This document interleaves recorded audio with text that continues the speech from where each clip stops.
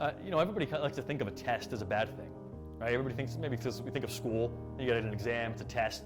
But when God tests, it's actually a good thing. Because a test is actually, it's a requirement in order to gain additional responsibility. And you can put it about like this way. In order to get your driver's license to drive on the road, you have to take a test. You're proving that you're capable of that responsibility of driving on the road.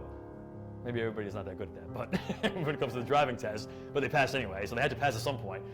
But you had this responsibility now you now have gained access to. Or again, think about a lawyer. They have to pass the bar exam in order to have the responsibility of being a lawyer and representing people. Or a doctor or a vet.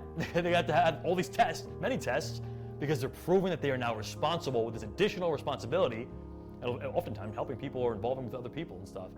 So you see God test, right? He tested Abraham with Isaac, but also even right from the beginning with Adam and Eve.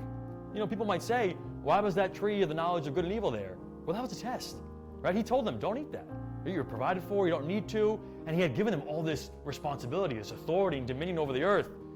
So they had a huge responsibility, and they were being tested here, and they failed, right? They failed the test.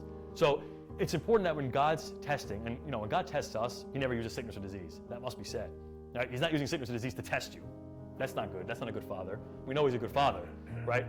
And if you're failing a test from God, this is way off topic, but if you fail a test from God, he will keep doing that test until you do pass, right? So